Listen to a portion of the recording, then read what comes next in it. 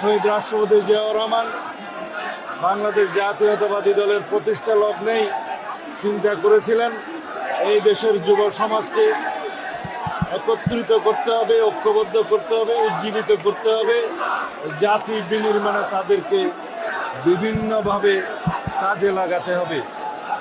সেই যে আমাদের যুবদলের যাত্রা শুরু, আজকে 47 বছরে আমরা যা অর্জন করতে পেরেছি জাতীয় জীবনে, যুবকদের জন্য কর্মসংস্থানে, যুব বিষয়ক মন্ত্রণালয় সৃজনের মধ্য দিয়ে এবং এই যুবকদের নিয়ে, তারুণ্যের ভাবনা নিয়ে আমরা যে বর্তমানে বাংলাদেশ বিনির্মাণের স্বপ্ন দেখি সেটাকে আমরা একত্রিতভাবে ধারণ করেছি এবং সারা বাংলাদেশে আমরা তরুণদের, যুবকদের রাজনৈতিক ভাবনাকে আহরণ করার জন্য আমরা সমগ্র বাংলাদেশে আমরা সফর করেছি।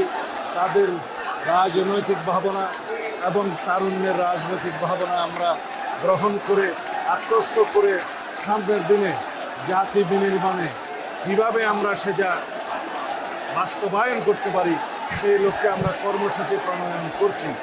আশা করি ইনশাল্লাহ এই দেশ একটি তারুণ্য নির্ভর বাংলাদেশ হবে, যুবকদের কর্মসংস্থান নির্ভর বাংলাদেশ হবে, যুবকদের এবং তারুণ্যের চিন্তা চেতনা নির্ভর, প্রযুক্তি নির্ভর, মেধা নির্ভর বাংলাদেশ বিনির্মাণ হবে। যেই স্বপ্ন আমাদের শহীদরা দেখেছিলেন, যেই স্বপ্ন জুলাই গণ অভ্যুত্থানের শহীদরা দেখেছিলেন, যেই স্বপ্ন মুক্তিযুদ্ধের শহীদরা দেখেছিলেন। সুতরাং আমরা এই তরুণদেরকে, যুবকদেরকে, তাদের ভাবনাকে, রাজনৈতিক ভাবনাকে, চিন্তা চেতনাকে আমরা আত্মস্থ করেই এই জাতি আমরা এগিয়ে যাব ইনশাআল্লাহ।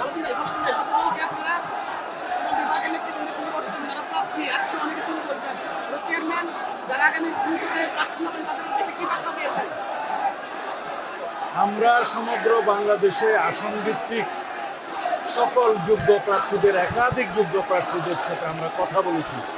এটা তারই প্রক্রিয়ার একটি অংশ। আমরা একই মেসেজ দিতে চাই যাতে আমাদের দলের ভিতরে ঐক্য থাকে, জাতির মধ্যে ঐক্য থাকে, যাদের সাথে আমরা যুগপৎ আন্দোলন করেছি এবং অন্যান্য একটা বৃহৎ জোটের জন্য আমরা চিন্তা করছি, সবাইকে নিয়ে ঐক্যবদ্ধভাবে যাতে আমরা আগামীতে এই নির্বাচনী বৈতরণী পার হতে পারি। তবে জাতির মধ্যে ঐক্যটাই হচ্ছে আমাদের সবচেয়ে বড় শক্তি। সেই ঐক্য বজায় রাখার জন্য কেউ যাতে বিভেদের পথে না যায় সেই মেসেজটা আমরা দিচ্ছি।